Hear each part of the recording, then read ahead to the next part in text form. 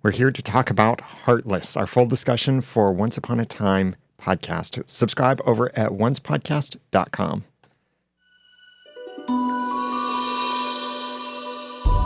You're listening to Once, episode 270, Heartless.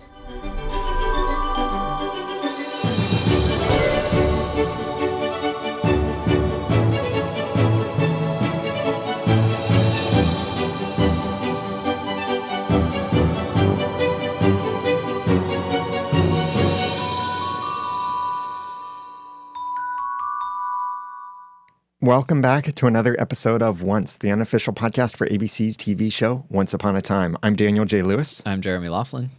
And I'm Heather Ordover. And we love this episode. Well, let me say differently. I love this episode. I just felt like we, as in the community, the world, everybody loves this episode. Everybody loves it. But let me ask you, Jeremy and Heather, both, what did you think of this episode since you weren't in initial reactions? We loved this episode. I concur. I've seen from the community several people saying best episode of the season, best episode in the last couple seasons. Yeah. Among the top episodes ever for Once Upon a Time. I certainly agree with many of these sentiments. So here's something that happened. I didn't get to watch it on Sunday night when it aired, but I did see a 2-minute preview, which turned out to be basically the first 2 minutes.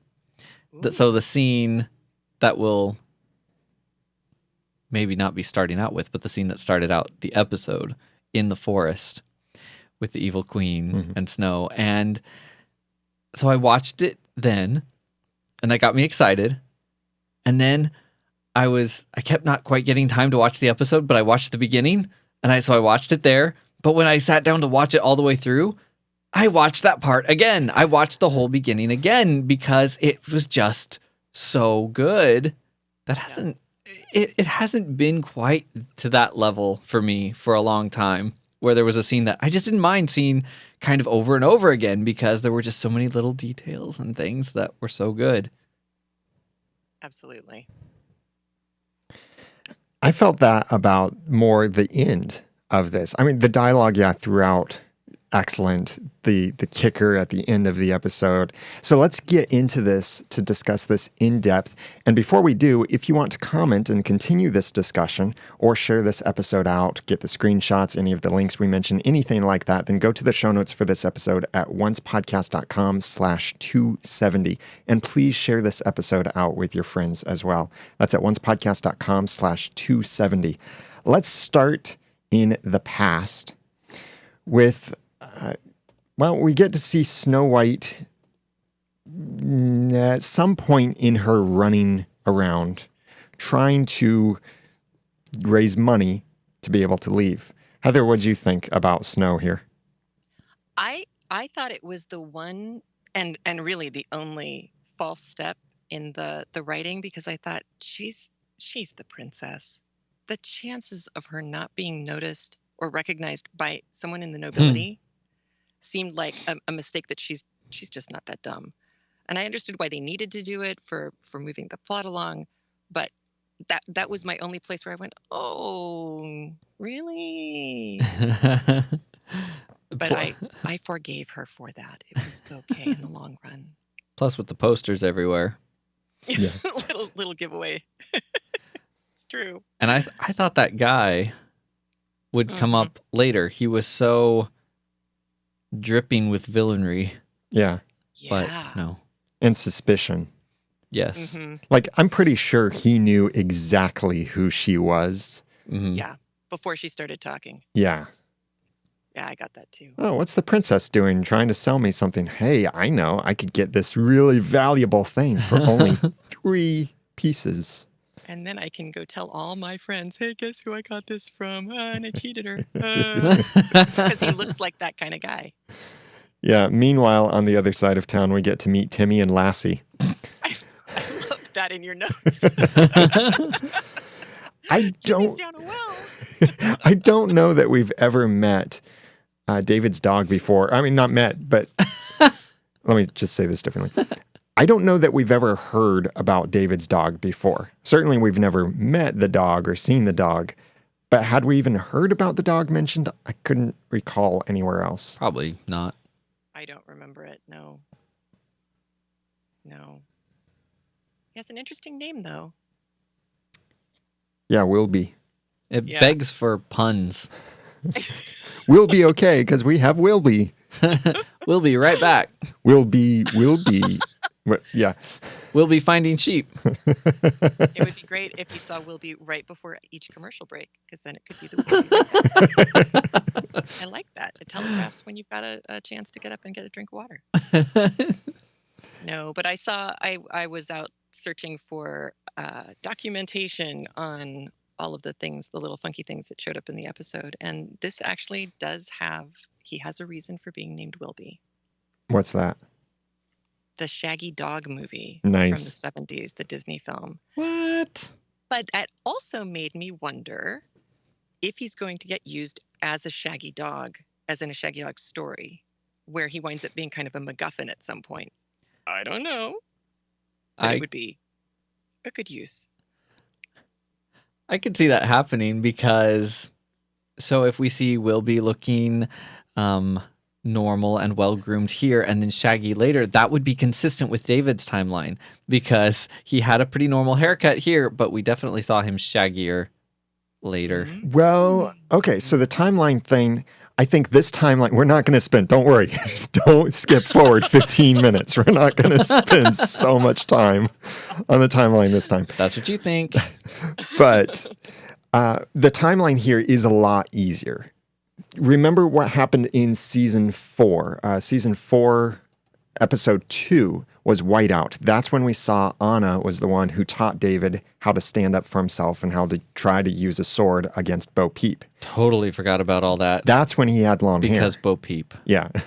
But that was all, I think, much more before this. But the first time we saw David in a flashback, maybe not the first time, but the first time we saw him as a farmer, a shepherd, rather. He had kind of shaggy hair, I think. Are you talking about when he had the long hair and that was the episode where Elsa taught him, or not Elsa? I'm talking about much farther back when we found out that he was a twin. You're talking about like season 1? I'm talking about, like episode 6. Well, that timeline-wise, I didn't think he was shaggy then. I thought he had normal, slightly different hairstyle. Because like James got killed, and we were all like, "Oh my gosh, how did he get killed in the past if he's still alive?" And then we found out there was another. Right. Dun, dun, dun, dun. Yeah, I didn't really look at his hairstyle in that episode to compare it to this episode, but the events of this episode and the flashbacks do happen maybe a few months before the events of that episode and all of that. Because jumping later into the episode, when Snow mentions that a corrupt nobleman travels on this path, when I first heard that, I thought, oh, David should know that is him. But then I realized, no, wait a minute. He's not a nobleman yet. Right. He doesn't even know his brother exists.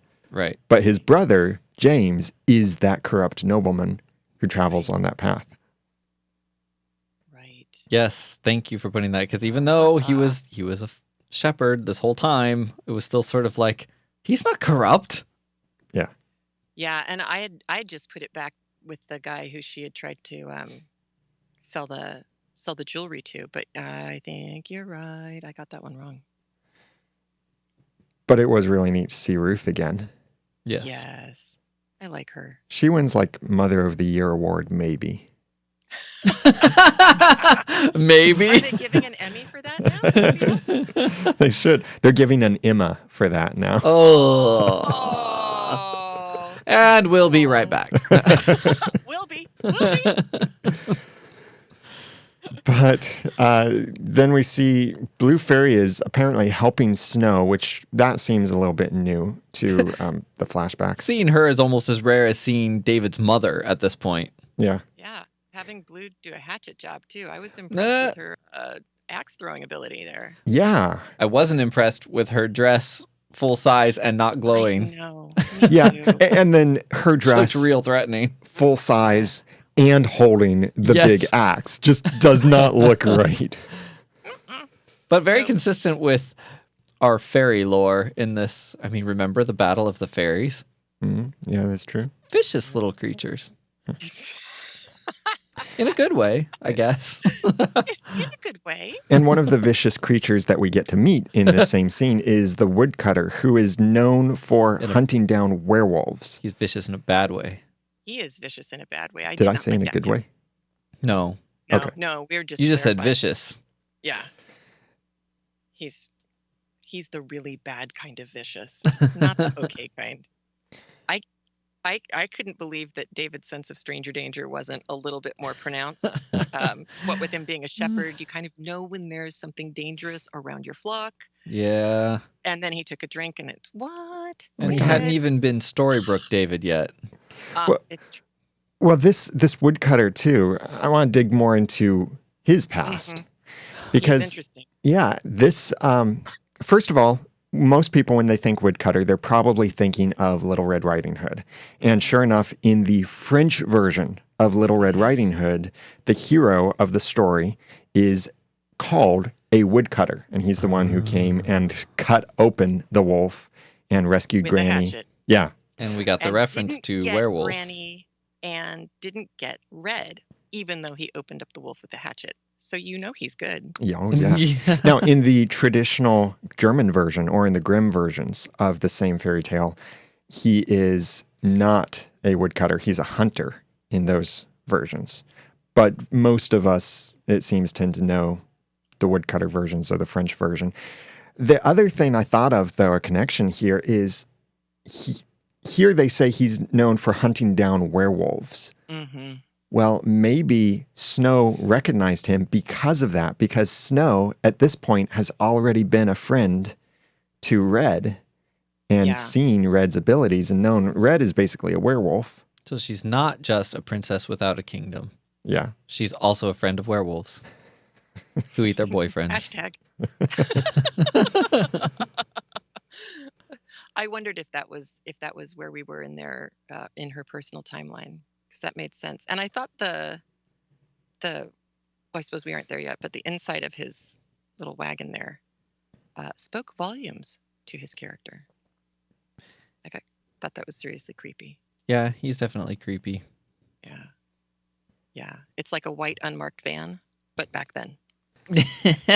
And even that should have made David question some things, but I guess he accepted the explanation that he was a peddler or a merchant peddler. or something. Yeah. And it was interesting because there's nothing on the outside of that carriage, of his cart. So when he said, "Oh, we hit a bump and it fell out," how did it fall out with that lock on the back? I think he attached the cup once he had it back to the outside somewhere. Oh, I hope so. Right, because otherwise Mm-hmm. that should have begged some questions as well.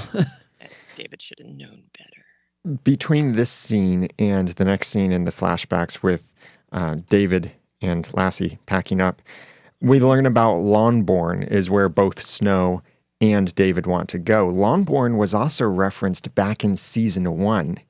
It is where Rumpel said that he and Balefire were going to go to sell some things at the fair when the army guy found Rumpel and did the whole, oh, hold on. Wait, where is this? I know what's coming. Oh, Oh, it's not on my soundboard anymore. oh, that is a sad day indeed. Back when he did the whole kiss my boot thing. Yeah, Right. that was when Lawnborn was first referenced. That's so interesting because Longborn it's not a name to be bandied about casually in a writing world. And the writer on this episode she's great. Yeah, Jane Espenson. But Longborn is Elizabeth Bennet's home in Pride and Prejudice. That's the name of their estate. And so anyone who's been a Jane Austen fan is going to hear that and their ears are going to go, what? And I can't imagine that there's any connection at all between those two things, but it is an odd choice because Yeah. it's so iconic in that world, Because that would have to be in some sort of fictional London. right?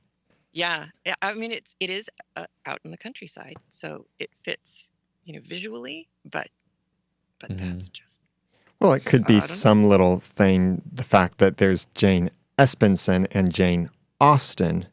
Both Oh. last names start with a vowel. What is Oh happening my right gosh, now? you're right. This means something. Half-Life 3 is confirmed, you guys. I know. I can't wait to tell my kids about the conspiracy. This is awesome. But I'm doing some searches right now. I don't see any other actual practical connections between No, Jane Espenson and Jane Austen. no, I couldn't find any But maybe they did anything. get that idea, yeah, from the Jane Austen It's a pretty franchise. name for a place, I suppose.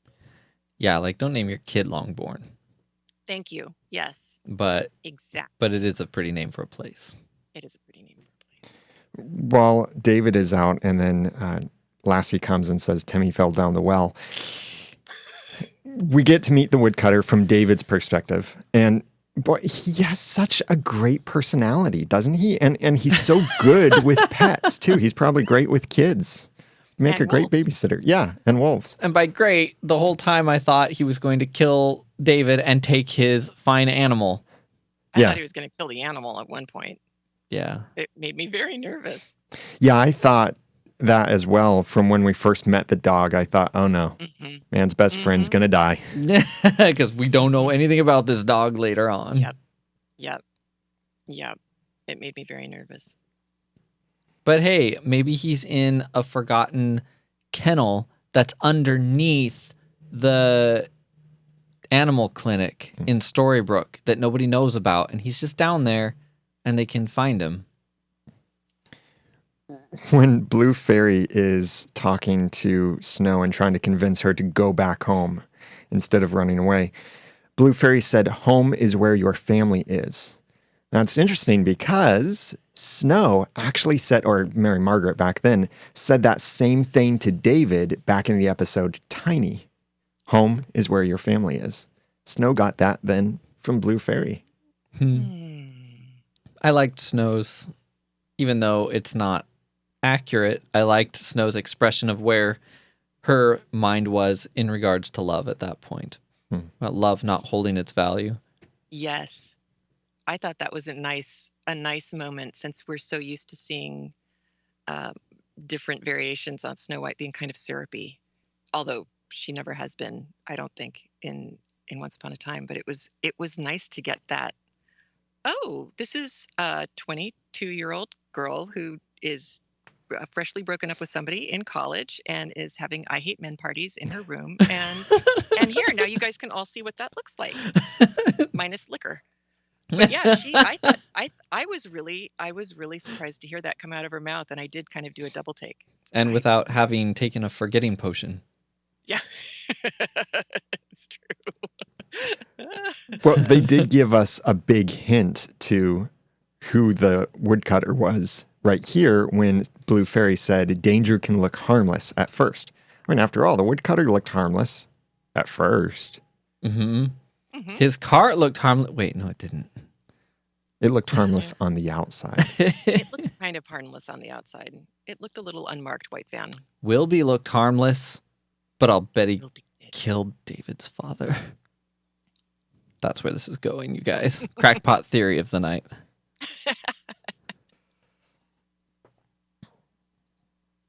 I am just finding Nemo? the next spot. Oh, okay. And I have nothing to say on this. You need coffee. No, I don't. Caffey? Mm-hmm. Cafe. I'm reading the chat window right now. Listeners are awesome. They are. I know. Listeners are awesome. We can have our own Lego movie theme song. Yay! Okay, we pretty much already talked about Break for Poison. Yeah, we did. Mostly. Okay, so David saves Snow. Oh, okay. Or wait a minute. Where is... Oh, yeah, woodcutter attacks. Yeah, okay.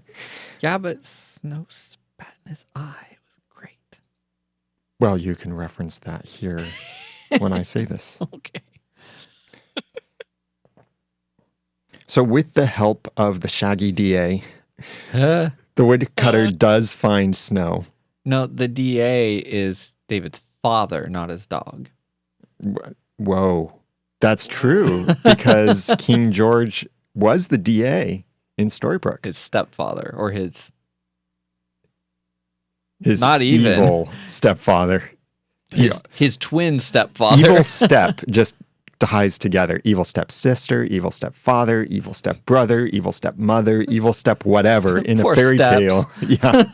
If you have a step before your name, might as well add evil to the beginning of that as well. In fairy tales. In fairy tales, yes. But nonetheless, he did catch Snow very easily with the help of the dog. Mm-hmm. And then Snow did something very unsnow-like. More so even than the way she talked about love. She spat in his eye. Yes. I don't know if we've ever seen Mm-mm. any other character of the show spit.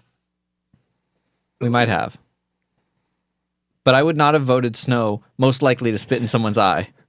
No, I think somebody spit on or spat upon Gold. Oh, that could be. Yeah, I'm I thinking think, but that I think too. it was a while ago. But you just kind of feel like fair. Yeah, totally. Yeah. Oh, that's really interesting, though. Yeah, I don't think we certainly haven't seen her do that. Well, so David then stumbles upon all of this and discovers that there's someone trapped inside. And one of the things that stood out to me is here's David, Mm-hmm. somewhat freshly learning how to use a sword. Mm-hmm. And this is probably his first kill. Mm. You don't know who's tried to take his sheep. It's a rough countryside. So why didn't his heart turn to darkness? Oh, wait, that Yeah. was so a couple seasons ago. Maybe was he not a hero yet? Where's that third way, you guys? Well, and is it going to, does it turn your heart to darkness if you're doing it to defend somebody else? Well, that's been the eternal debate of the middle seasons of this show. Yeah. Right? Yeah, that's Was something. there ever any kind of conclusive decision made by them? Well, they never pulled Emma's heart out and looked at it, but Mm. they talked about it like that was what was happening. Right. Mm. Yeah, it seems generally the way they're doing it on the show is that if you're killing in order to protect someone, Mm-hmm. then there's no darkness involved. But if you're killing with malice, then there is Right. darkness involved. But Like that's when where the debates have come in, because Emma killed... Cruella. Thank you. I'll say Oh, it again. right. Emma killed Cruella, believing she was defending her son. She was defending her son. She had no way of knowing the crucial information. Cruella can't harm anyone, blah, blah, blah. And Right. we've had others, even this season, Regina saved the Charmings by killing, and they implied for a minute, thankfully not for long, that that was going to start turning her heart dark. But it didn't actually. The only person we've seen have their heart turned to darkness for killing was Snow when she killed Cora. And that was, I would say, out of malice, not out of defense. It was, well, this is a way to defeat her and save someone. And get So- revenge. Yeah, and yeah. So that original killing on Snow's side, I think makes sense for darkening her heart. Mhm. Yeah. Yeah, that's interesting. Hmm. This was where I had not even a serious quibble. Like, I liked the story enough that it was fine, but the whole "if you see my face, there will be a target on your back" thing, I'm just why? How in the world? Like, nobody's gonna. It's not like he's gonna go tweet about having seen Princess Snow in the woods. I don't know how anyone would know anything. Like, whether he sees her or doesn't, it might put her in danger, I suppose, but it's not going to do anything to him. So, he has ignorance. So if someone says, did you see this woman? And they pull out the wanted poster. He's just going to be like, well, no. But it doesn't put a target on his back unless they can tell in his eyes that he's lying, and they try to get her location, which will have changed by the time anyone talks to him. I think that was Snow's way of convincing him not to see her. Yeah, but was Not that she she- afraid? I think she was afraid of someone else seeing her and realizing who she actually is, because she probably realized, wow, there are all of these posters of me everywhere. This guy probably knows who I am if he sees my face. And so I really can't risk this anymore. I just need to get out of here. Yeah. But I also thought it was funny that he gave her the key and the lock's clear on the other side of the door, instead of just taking the lock off and still waiting until he left for her to come out. Yeah. But it gave them a nice little opportunity. All of this gave them the opportunity to not know that this was actually their first meeting, which was kind of fun. And their hands loved each other at first touch and had a little baby tree thing. And that's how it happens, kids. That's why you should never hold hands with someone unless you're married to them. Now, we got some clever feedback here from Meredith of Everett, Washington. She said, in 106, The Shepherd, or let me say this again. She said, 106, The Shepherd now makes more sense. It's pretty clear that Rumpel intended for Charming and Snow to meet during that robbery, fall in love, and eventually make Emma, so he'd have a savior for his curse. But I couldn't figure out how he'd know that they were the right match. I've always believed that he simply relied on his gift of prophecy to know about them. But what if he was watching Snow in his crystal ball while they were talking? He would have seen the sapling spring to life, which would have told him that he had to get these two together again. Nice observation, Meredith. I like that. Mm-hmm. Mm-hmm.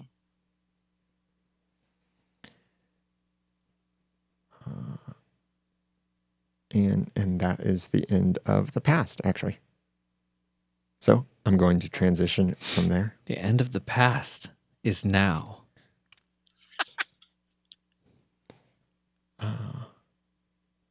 And you know who else Rumpel sees that needs to get together?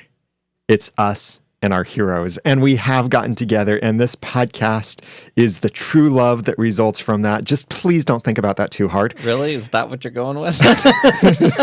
Yeah, maybe I should try a different segue. To quote Emma.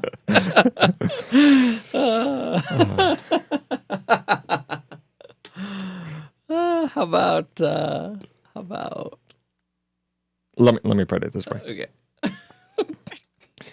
And while we're talking on the subject of saplings sprung from true love, special thanks to our heroes who make this podcast spring to life from their true love of the podcast. Thank you very much for your kind support of the podcast episode after episode. So for this episode, I'd like to thank Lisa Slack, David Newland, DJ Firewolf, Amy Cavalier, and our 26 heroes on Patreon. Thank you very much for your kind support of the podcast. We could not do this without you. I mean, after all, without you, there would be no little sapling of the podcast to grow. Without you, there would be no coins to help us to save the farm. And without you, then the There'd podcast... be no creepy paddy wagon full of shackles. Exactly. So free the podcast from the shackles. Free yourself from the shackles. Reach your hand out through that little hole in the wall and drop a few coins in over at oncepodcast.com/hero. You are our heroes. Even if you can't see our face or we can't see yours because it might put a target on our heads, we... or our backs. Targets anywhere on Wherever. us. Don't like them. We are very grateful for your support of the podcast, and we couldn't do it without you. So big thanks to our heroes for this episode. And if you would like to be a hero too, then please go to oncepodcast.com/hero. And thank you for your support. You're my hero, Daniel. Ah. You can do that better than anybody else I know. You're inspirational. Thanks. Awesome. Thanks. It's not easy. And a little side note, I just did accounting that involved your name today. What? Yeah, because you pay for my Yeah. podcast reviews. Yeah. But it's I like, do. now I can put a voice and a face to that client. It's so cool. Yeah. Yay. Okay. I love that. Moving on to the present. Now let's move on to discussing that. I don't like saying that. Flash forward. Yeah. Different movie or different TV show. Oh, why? Really why? cool TV show that I was disappointed wasn't renewed. Hey. Let's see. Coming to the present now. This is the first scene of the episode. Now, by the way, interesting that we got no previous. Interesting that we got no previously on Once Upon a Time. Now, they've done that sometimes before, I think for the sake of time, really. Mhm. I'm glad they didn't. In fact, too. the week before, and I forget which plot point it was, but sometimes what they choose to pull, even from other seasons, to put in the recap, spoils where the story is going. You're like, Absolutely. oh, well, if you're reminding me of that, then I know what's going to happen. If based they show on what's already happened. Yeah, if they show any scene of Ariel, you know, oh, Ariel's going to be in this episode. Right. Anything like that. Oh, water. Yeah. Yeah, like if they'd done a recap and they started showing us the River of Lost Souls, that would have been ridiculous. Right. I liked this scene a lot. Mm-hmm. Did you notice the subtle, brief shadow of the Yes. evil queen on the curtain? She's got this iconic silhouette now, and they made good use of it with shadows and light. And the sudden, I imagine, first I thought she went into Snow's dream somehow, but I guess she must have magicked them to the middle of the forest. Yeah. And that's what it's, I guess, like if you wake up by being magicked into the forest. You don't necessarily notice all the smoke. You're just in the forest. Yeah. Comfortably sleeping on the ground. Light behind the tree. Yes. I thought that was shot so beautifully. Actually, I thought that several scenes in this were shot really, really Mhm. beautifully. And I love that when they get that kind of atmospheric look, right? When it's Mhm. really done right, it looks great. Yeah, so much of the production of this episode was good. Even like the Mhm. soundtrack, and I might mention this again Yeah. later too, but I love soundtracks. So it's even possible that if a movie has a really, really good soundtrack, and not just a good soundtrack, but a soundtrack that really communicates the emotion that is Mhm. supposed to be felt, I've actually made the mistake of saying, oh, it was a great movie when it was actually a horrible movie, but it had a fantastic soundtrack.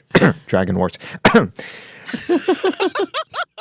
And this was an episode, though, that had so many pieces going for it. It had the great production, the great writing, great acting in this episode, and a great soundtrack to go along with this. I mean, the music during the montages and different scenes, the production, the lighting, a lot of it, the moods, the emotions that were felt with this episode. Really, I think all of these pieces together are what combine to make it one of the best episodes ever, maybe of Once Upon a Time, certainly of the season and the last couple seasons, I think, as our listeners are saying. Yeah, the Charmings were relevant again.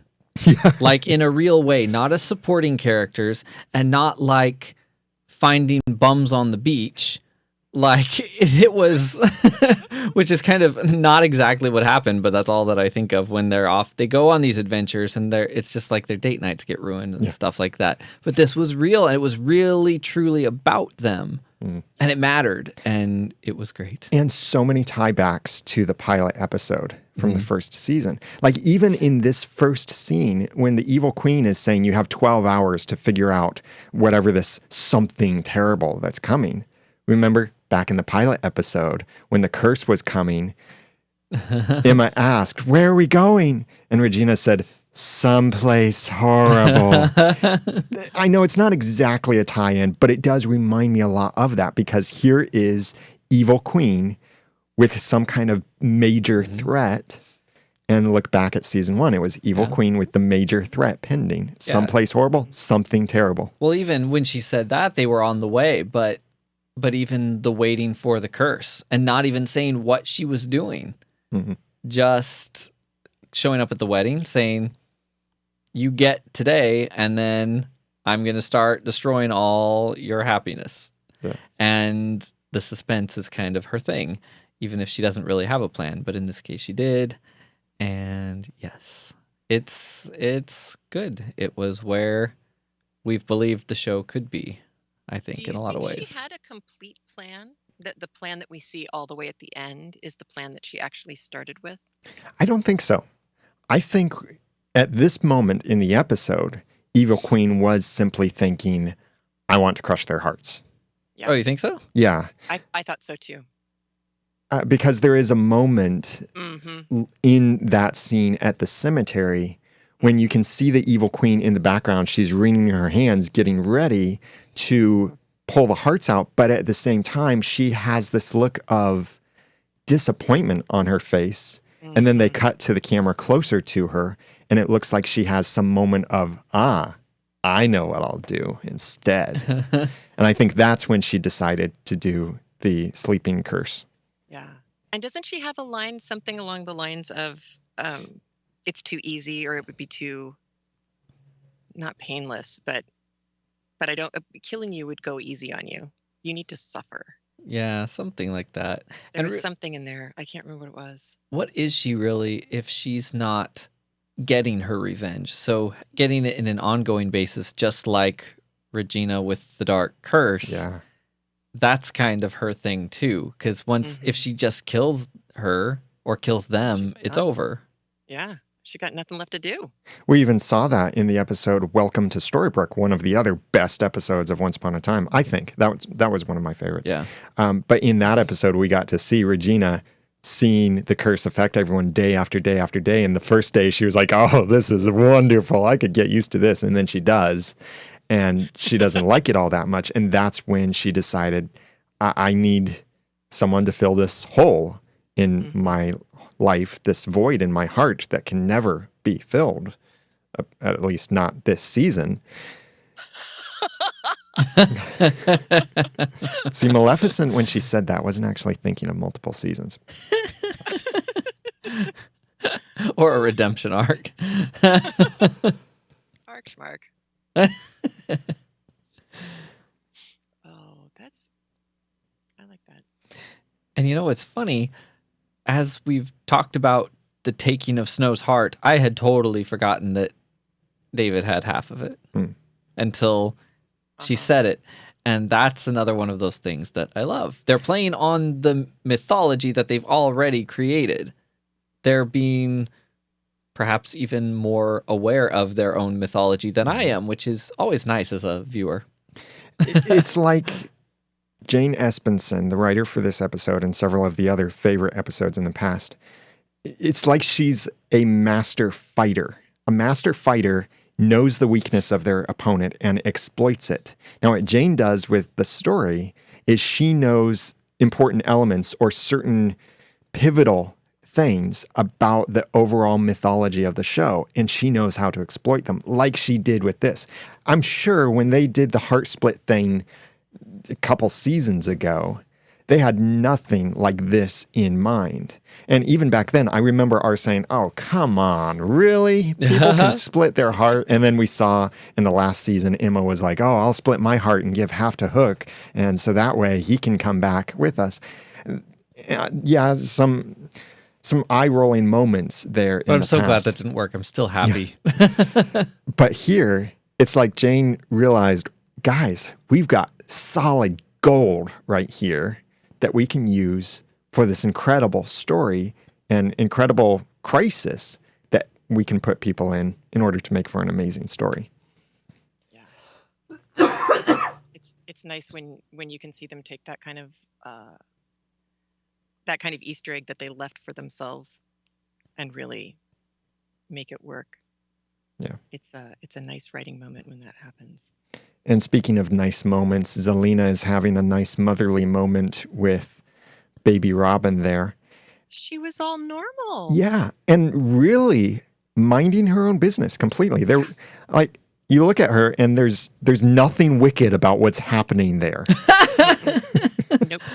Well, you don't know. She might have started getting the baby used to like Vegemite or Yeah, offend all the Australians in our audience, Jeremy. Go right ahead. Oh man, that's like half my crap lit audience right there. Well, I was gonna say vodka, but I think that that's actually would probably fall in more in the evil category since we're talking about a baby. So, and Vegemite is something that you actually can get kids used to from an early age. Yeah. Honestly, I'd probably like Vegemite, but I digress. I actually partially like. Anyway, we both digress. What I think here is Zelina, like especially looking at this scene, she kind of seems to be the type now that while she had her wicked days, now she's kind of like, I'm ready to put all that aside. I just want to focus on little pistachio here. I don't think so. I think the next time she really gets that wicked streak going, she's just going to threaten to kill someone if they don't keep her baby alive, because that's a great trick that she just learned from little sister. And then she's going to go out and be wicked. But she seemed very insistent about wanting to have just kind of a normal life post Robin with Hades. You know, when Hades kept saying, "No, we can rule," and she, I thought we were just gonna settle down and live with everybody else, even though you're a god. You know, she never really seemed to clue in, but that always surprised me about her. I think she was on a good path until Evil Queen showed up, and I don't think she's totally off of it, but she's pretty well adjusted. She's just like, oh, well, you look like you're having a good time. What terrible things have you been up to? It's true. She's very blasé about it now. Yeah. And it was a bit of a creepy conversation between Evil Queen and Zelina. Yeah, they had to make it weird. Yeah, it was kind of creepy.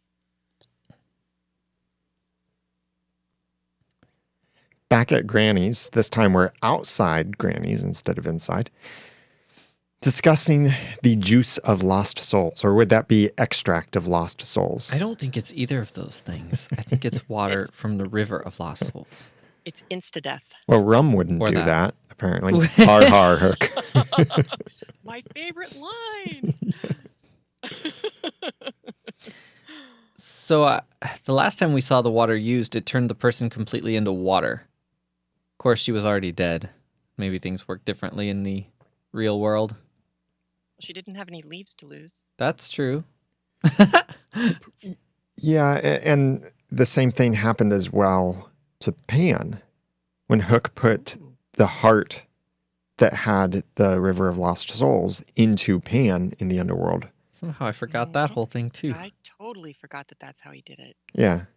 You're good. But you look at, I think, if you were to go back to the previous season, all of the underworld stuff, I think you would see the whole idea of the River of Lost Souls kills plants. Remember, nothing would grow in the underworld until love started blossoming. Oh, true. I think I know what Gold would say to this, but I would like to know how much water did he bring back, and also how and when. Well, apparently he doesn't have to bring all that much because it was just a little drop that killed that tree completely. And obliterated. Yeah, you could take just a simple little drop and obliterate the whole town, maybe. Well, I don't know about that. I feel like she'd have to run around with an eyedropper, mean like, and you get a drop, and you get a drop. It could be like Ice 9 in Kurt Vonnegut in Cat's Cradle, where once the water touches other water, it poisons that water. Oh. That would be dangerous. Maybe. Is it weird that I kind of want to see her use it on Storybrooke? There have been lots of times I've also wanted to see Storybrooke destroyed just because it's really cool to see something destroyed. That's the guy in me, I know. But think about... Well, it's also, when something big and risky like that happens in a story, it's a turning point in the story. And for years, we've wanted a big turning point in the story. And even when we've had them, we've gone back. Well, and we've seen back in season 2, we saw that this curse was going to destroy Storybrooke, but there was the failsafe, and that stopped everything. So Storybrooke was not wiped off the map and replaced with the forest, and only Henry being left there alone. Right. Yeah, you probably forgot about all of that stuff, didn't you? Man, I did. Holy smoke. But I really doubt we're going to see this water used again to try and threaten the town because Regina is getting what she wants now. You That's mean true. evil queen. Yeah, evil Regina. And evil Regina, yes. And I don't really want to see that happen. I think they're doing a nice little thing with Storybrooke now. Just staying in it. That's a good thing. I think it's only fun to destroy stuff if you can drop it out of a 9th floor dormitory onto concrete and record the sound of it hitting. I think a television set, for instance, dropped from that height sounds really, really good being destroyed. Well, alrighty This is what then. people did at the dormitories when I was in school. But How not does whole this sound if cities, you drop right? it? No. Well, that's, trickier. I It's hard guess, to put Los Angeles up on the 9th floor of the dorm, but yeah. You could play an episode of Once Upon a Time on it while it's falling out of the window. make it go boom. Heather, I don't know what your statement here with Ben Franklin is connected to, so can you make A that kite, transition? of course. It's connected to a kite. No, it's not connected Oh. to a kite. Okay. No, that was the string. When Hook said the rum would never do that to you, my ears pricked up because I knew that there was something connected to Ben Franklin and rum, a very pro rum statement from him. And it turned out, I went looking for it. It turns out that when actually the Hamilton part of the Revolutionary War, so it's when Hamilton was off commanding his people and Washington was actively losing at that point, they were having a very hard time keeping soldiers in the American Army, in the Continental Army. And part of that was because they weren't paying them. So Franklin thought that they needed some discipline. And the way that he decided to get them disciplined was to tell them that if they went to church, he would give them rum on the way out. And suddenly the army got religion in a hurry and rum. And I thought, well, Franklin knew what he was about and helped to win the war with rum. That's great. It was also probably safer to drink rum at that point than water, quite honestly. Oh, yeah. Because it was not so purified. Yeah, there's a whole thing about why sailors are so well known for rum is because water back in the pirate days, they didn't know how to keep water preserved. Back in the pirate days. So it went bad on ships. Yeah, and instead of them then drinking this horrible water, they would have rum, and they'd actually have rum rations. And interestingly, I think it was up until the I want to say the 1950s or 60s maybe, or maybe even 1970s. But one of the other countries still gave rum rations to the Navy, even though we're in the modern age where water preservation is known. And I can't remember exactly, but it's basically sometime here in the 1900s. Well, we're not in the 1900s anymore, Toto. Previous century, dinosaurs When- roamed the earth. When Daniel forgets what century we're in. It is so true. There are all sorts of funny rum stories and water stories as well. But that was one of the reasons that the Pilgrims got off the boat where they did in Massachusetts. Was the guys who sailed them over on the Mayflower were just sailors.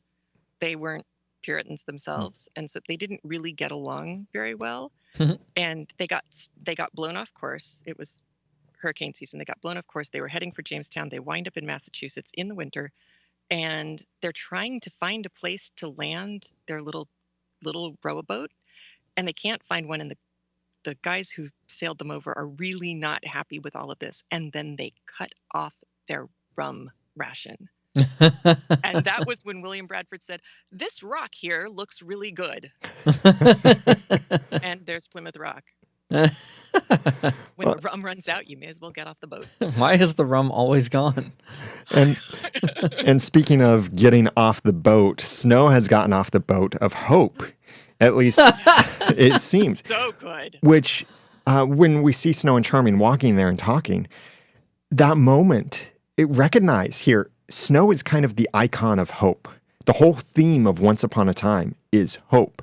So this is a huge moment to see her for once in the entire series actually basically say there is no hope. She has finally won, or she is going to win. We cannot defeat her. Yeah, I was trying to figure out what about the situation felt more desperate to them than others that they've been in. Well, I think in this case, it's hand over your heart or everybody dies. And there's no other option to that. And they realize, well, Regina has this extremely powerful weapon. So, yes, she is able to make everyone die and everything in Storybrooke die. And the only way to save that is sacrificing himself. It seems there's no other way. And that's why they've given up. There is no third option. And another thing that this scene highlights is something that I've noticed in other episodes this season. Snow's looking around. She says, all these people, so many people. Yes, there are people in Storybrooke everywhere. There are extras in the parks. I mean, by extras, I mean other people, from the Enchanted Forest or the Land of Untold Stories. They're not alone, just sort of wandering about this ghost town, fighting whatever evil thing is there. It's actually a town full of people that they are protecting and have been all these years. You just couldn't see them for some reason. I think that's great. Extras were expensive. They took the money that they're saving building other sets in other realms, and they just paid people to walk the streets of Storybrooke. I think it's fantastic. I've talked many other seasons about why are there no people in this town? Yeah. Other than the heroes. Well, and I would think these are people from the Land of Untold Stories because at the end of the last season, David said that's everyone that went through the door back to the Enchanted Forest. That gave me the impression. All the visitors, though. Well, when you say visitors, I don't know. I still think the town has a lot of people that just live in it. Yeah. That came from, because some of them just seem too well adjusted to be all from the dirigible, the one airship. Okay. Yeah, I can see that. Like, where are you even going? You just got here. Do you know how to live in this world? But people who've been in Storybrooke for both curses definitely know what they're doing. Mm-hmm. They have friends. Back in Emma's kitchen, they're talking about the water from the River of Lost Souls. And this seems like the ultimate bad weapon because everyone is saying there's no way to stop this, no way to neutralize it. Blue Fairy can't find anything. Belle can't find anything. The Savior can't think of anything. Regina can't think of anything. No one knows a way to defeat this. And I am happy about that because it means all of those people who fell into or were pushed into the River of Lost Souls, there's no way to rescue them from that. They have been ended, or they're trapped. They're prisoners, basically, of the River of Lost Souls. And that makes you very happy. Well, it makes me happy that that it's consistent. Yes. No, I agree. Yeah, because otherwise they should start to think about, all right, how do we get Rumpel to get us back to the underworld so we can go neutralize the whole river and get everybody out of it? And that's just a whole season that we don't really want to see. Yeah. It is an undefeatable weapon, but it's a weapon that they didn't have to defeat. As crazy as it is that both James and Mila ended up in that river. Yeah. Well, one in the river and one in the bay that apparently is tainted with the same river, but whatever. And Gaston also. And yes. And Peter Pan ingested it through the heart. Yes. And others as well. James did end up in there, didn't he? Yes. Yeah. Yeah. Good. Yeah. So this is where we start hearing Belle's current views on Rumpel, saying that he's not acting like the man he could be. How do we feel about that? Because this is kind of what I said was possibly going to happen after he was so horrible and possessive and ugly. In this episode, he was timid and Belle was a little more acknowledging. Yeah, she was harsh, but not as harsh as she has been. But at the same time, not that when you're watching a show you should have to worry about which episode was written by which author, but Jane Espenson is sort of the originator, as I recall, and sort of the expert on Belle and Rumple and their relationship. Yeah. And I almost feel this is more authoritative as far as the current state of things than maybe some other things we've seen. As well acted as the horrible showdown on the docks was, I'm not sure. Right. I think they might be looking at that more as a moment and not as the whole. It could be a bit of a Samson and Delilah thing because he did cut his hair. And then his lower lip starts to quiver. And I don't know, there might be a connection. That's funny. I think that what we've seen, like that fight they had on the docks, was... I think fitting for the character development because Rumple has been on this path of making all kinds of wrong decisions. Mm-hmm. And Belle is saying basically, I've seen him do better. I know he's capable of making better decisions. I mean, anyone really is capable of making better decisions, maybe to a point. I think there is, in a way, a point where you can sear your conscience so much that you can't really just easily repent or do an about face morally. It takes a lot more work. But I don't think Rumple is necessarily beyond that point of no return. Yeah. Maybe, maybe not. We'll discuss him a bit more later on. But here we got, I think, some of the best faces from Once Upon a Time when they were discussing the supposed chemistry between the Evil Queen and Rumple. Another classic half defeated by the weirdness reaction from Emma. Now, for your enjoyment, in the show notes at oncepodcast.com/270, I captured 2 animated GIFs of Emma's face and Hook's face. Download them. They're hilarious. Make your own memes with them. And Henry. Think about that for Henry. Yeah. Mom and Grandpa. You. Yeah. This family got even weirder. Well, I'm not sure if Zelina and Regina even know that Rumple had a thing for their mom. Oh. I mean, they're going to explain all of this at some point, and Zelina's going to be there saying, huh. Yep.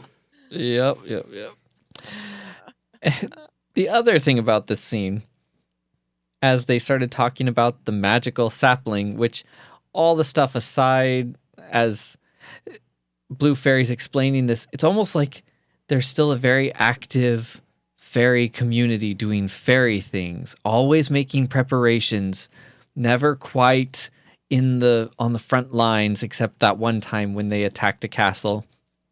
And that she talks about this magical sapling that they knew was in the Enchanted Forest, and they thought it's like they've spent a significant amount of time talking and thinking about this sapling, but we've never heard about it before because they now believe that it's lost somewhere in the Enchanted Forest. I mean, in Storybrooke. And I don't know why they believe that. I guess those questions are pointless, but well, she did say something that the first couple times I was watching this, I needed to pay close attention, and I got it wrong the first time. But she did say from the first spark of a true love. Yes. Not from the first spark of true love. Oh, so no, I know. It's not that Snow and Charming were the first true love ever. No, I didn't take it that way. But apparently there have been these saplings for generations. They've been lost or used up or burned or whatever. And it just so happens that the one that they've been the protectors of or suspected, not protectors of, but suspected was in town was the same one. Maybe the enchanted tree from which they made the wardrobe that took Emma to our world was the product of a sapling that was the product of true love. What from happens, way back in the past. What happens if you get 2 true love saplings together?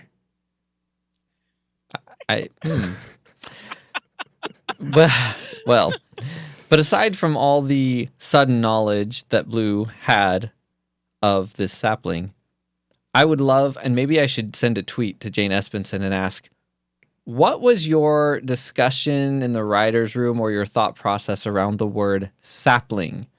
Because it was used not very many times. And the first time, David goes, a baby tree? At what point did we decide that the audience was too dumb to know the word sapling? Well, I think what I thought made sense with his saying that is the product of true love was a baby, Emma. So for David, he's thinking, wait, I thought the product of true love is a baby. So you're saying a baby tree? I think that should be the product of plant true love, not human true love. I think if you'd used your line reading, Daniel, it would have made more sense to me at the time. Now it's all clear. Yeah, because saying it just like, oh, you mean a baby tree? Is like, yep, David, very good. That's, you were paying attention in vocabulary class, wherever that was. I wondered what was up with that too. But even through the rest of the episode, I mean, like when Hook and Emma talk about it, they don't call it a sapling, they call it a baby tree thing. It's odd. I just found it kind of funny, but kind of very strange. I thought, well, were there people in the writer's room who didn't know the word sapling, and so they all got really concerned and wrote it differently? Or I don't know. I'm very curious more than critical. But I will possibly in the future, when referring to a sapling, just call it a little baby tree thing, and wonder if it's the product of true love. And everyone will look at you and go, blink, blink, blink, blink, blink. Wait a minute. Don't you think a sapling as a product of true love is a little sappy? Ouch.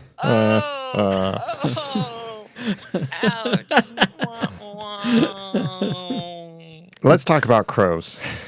Yes, somebody fill me in on the crow thing. Yeah, so since season 1, Regina has always been associated with crows, but we've never actually seen the crows. And not just because she ends up eating crow, you know what I mean? we've I think always heard, or maybe most of the time, have heard crows in the background whenever we see Regina. Even good Regina in Storybook, often in a scene, there are crows in the background. Well, for all of the times that I've pointed out Regina's crows, we finally get to see one. Awesome.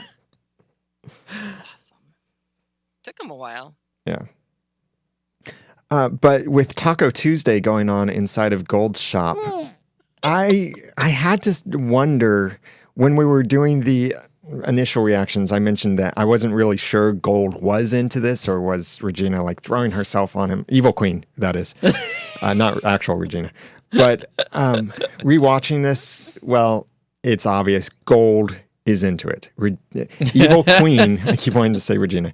Evil Queen was not forcing him. So he seemingly did choose to progress. That would be a whole another plot line. Well, you look at the past things when Evil Queen has made her advances on Rumple. He's just been standing there basically like, oh, you're ridiculous. It's like she's kissing a wall. Yeah. Yeah. But now he's the one kissing the wall. Something. Well, not quite a wall, but the wall's kissing back. Yeah. And she has fabulous hair. Maybe we should take this someplace more comfortable. Yes, like a bed of lies. Thank you, Zelina. Like a bed of lies. So you think Zelina is jealous of Rumple's affection? Like Zelina is thinking, wait, I wanted him. Now you're stealing my boyfriend, the guy I had a crush on. Do you think that's it? Or do you think she's jealous of, what, even Evil Queen is getting someone to love? And I loved the devil, but he's gone, so I don't get anyone to love. What do you think is her basis for jealousy? Because we see her turning green. It's obviously envy with her. Right. Yeah, I don't know. I'm a little baffled by that one. If it was just that Evil Queen was having a connection to somebody, because Zelina's she's been looking for love in all the wrong places. whether it was playing Robin Hood for a fool or getting played by Hades, she hasn't had a really good track record, even when it comes to familial love. Because Cora, and then her relationship with Regina's been so complicated and messy, and now duplicated, that I started to wonder if it wasn't just something like a connection, which led me back to the first time that we see her in this scene, where she really does appear to be just normal bonding with her baby. Because I was a little surprised by her reaction to and Evil Queen even and Rumple 2. having gotten the note, thinking that that Evil Queen wanted her to see them, why would she think that? That, like, what would the goal be? To show off, maybe. Yeah, Guess, but that's and be evil. really, really weird. I would have thought. Really immature. Like, Women if that are weird, though, right? You said it, not me. But if that really were the thing that was happening, like if Evil Queen really was like, I'll lure Zelina here to see us, that's really weird. So I don't know why she would even think it, but. Yeah. Well, while all of this is happening and distracting everyone, they cast that beacon spell and find the little cavern there. I think this is next to the troll bridge, because if I remember correctly, that is where David was found. And this is also where August took Emma at one point to talk. And that's when the whole, leg stints or something like that, when he was turning to wood and he was having to make excuses for that. And also, I believe this is the same area, I'm pretty sure of this one, the same area where Ruby found Catherine's heart buried in a box. Oh. So this area has gotten all kinds of stuff happening. Not Catherine's heart. Yes, not Catherine's heart. Or maybe we never did really figure out whose heart it was. But she was alive after that, I think. Yeah. Which, yes. those were the longer parts of season 1. Murder suspicions. Yes, so trapdoor and cavern, again, was this created by one of the curses, just like the Forgotten Crypt we got earlier in the season? and there's a guy down in there who is forced to listen to Make Your Own Kind of Music over and over and over every 108 minutes. And in case you're wondering, a little behind the scenes here, yes, that song was the inspiration. That scene from what we're referring to was the inspiration for the theme song to our Clean Comedy Podcast over at cleancomedypodcast.com. Watch out for an announcement coming from that podcast, by the way. A good announcement, by the way, not a bad one. He's saying that as much for me as he is for you.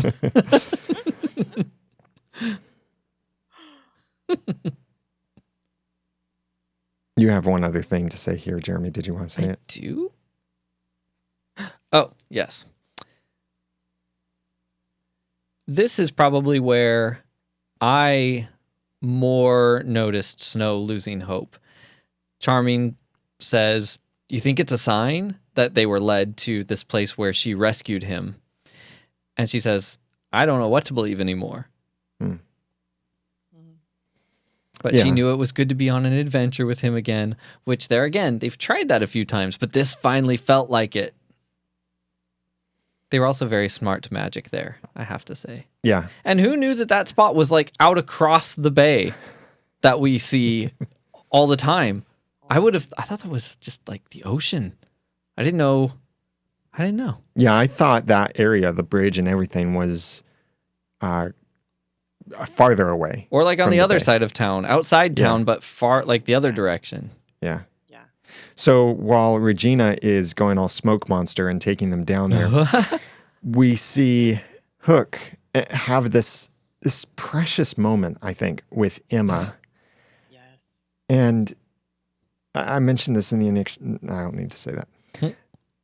This was so beautiful, wonderfully written, just to see the love, the concern, the support, and to see basically like say, Emma, this is why you shouldn't keep secrets from your family. Because when you reveal your secret, then guess what? You get all kinds of amazing help, and you get Shush. Story time. with Hook. I mean, who doesn't want story time with Hook? Seriously. He could read the phone book and I'd be fine. Oh, well. Oh, no, he has a beautiful voice. That's funny. He can read anything, including a storybook. I loved that scene so much, and it made a lot of their relationship settle with me. That I'd gotten to the point where I was every time that there was a lie or a secret that wasn't being revealed, or I promise and then you can't keep the promise, it was getting a little old going back and forth with them. And then this scene, and you go, oh, I forgive you. It was nice to Just see them sounds be good for lovely. each other. Yeah. Yeah, and actually have a reason for being in a relationship. Yeah. Funny how important things like that might be to a story. And important for people who are married and who are running around after children all day long, and after jobs and commuting and traffic, and They should have story time. Date night or story time, or both. Yeah. It's important stuff. Except for the way he ended the story. And they're in love today because you brought them together. She had to bring them together because she went to the past and kept them from meeting. Well, yeah. So he tried to make that part poetic, and he's like, and you totally succeeded in fixing your screw up and keeping your parents from meeting. So you're very important. Well, I think what he's saying here, I wonder if this is a bigger part of the story in telling us how key Emma still is to things. True love can break any curse, and so can you, because that's what you're made of. You are the savior because you were born of their love. And they're in love today because you brought them together. You can overcome these visions. You can overcome anything. Now remember who you are. The product of true love. So Emma needs to remember who she is. A sapling. And Snow and Charming also have to remember kind of who they are. And that's what enables them to have the courage to do what they needed to do. It seems like that theme through this episode, to remember who you are. It makes me wonder, might this be that Emma is the key yet again to breaking this curse, or to defeating the evil queen? Yeah. There could be a how it should have ended for this episode based on that scene. David falls asleep. Emma goes over and kisses him on the forehead. He wakes up. Well, and that is a theory that we'll get into later. I'm on a couple other theories about how to wake David up. I thought you were heading towards that the scene had to end with Peter Cook coming on and saying, "Mowage." Wov! Woo, wov. Wov. There were a couple of those. There's an "As You Wish." Yeah. Yeah. And then there was this scene which did, at the end, make me harken back to Peter Cook. Well, and there was also Regina. Well, actually, the next scene, this had another one of those moments with the... I'm stumbling here. Also, in this next scene, when they find the sapling, there was another Princess Bride reference, I think, sort of, when Regina was saying, oh, I've got a lot... No, it wasn't here. There was also... I think kind of a Princess Bride reference back when Regina and Zelina were talking at Zelina's house. Regina was basically saying, oh, I've got a lot to do. I've got my wife to murder. I've got a kingdom to destroy. Yep. Or that's what it was from the Princess Bride. And she was basically saying something similar. I thought so too. Yep. When they find the sapling, David and Snow, that is, you notice both of the times we've seen the sapling, both in Enchanted Forest and here, it looks a lot like a wand. Mm-hmm. So does that mean this can be a way to kind of channel at least some of the power of true love in the same way that a wand is supposed to be able to enable them to channel certain kinds of magic? I guess we'll never know.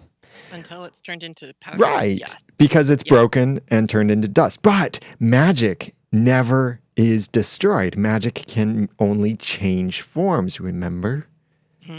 Season 4. So now we've got magic dust, like fairy dust. Yeah. So is Rumpel going to be down in that cavern scooping it up? That's what I was just thinking. Oh, maybe. Have Blue Fairy go down. That little montage, though, that when they both touch the Mhm. sapling, it almost made me cry each time I watched it. Beautiful. Yeah. The flashbacks are from the pilot, from Snow Falls, from A Land Without Magic, Lady of the Lake, The New Neverland, Snowdrifts, and There's No Place Like Home. And this episode, Yes. as they figured out. Right. I really, really liked that. And I also liked what the writer did with playing on it not being that the memories for them, if you were a watcher, Daniel, who has watched very closely, you probably got that one of those memories stood out differently. Mhm. And later on, when they both clue into the fact that, wait a minute, they never get to finish the conversation, but they never saw each other. And that was just a beautiful piece of writing with the coin transfer. Yeah.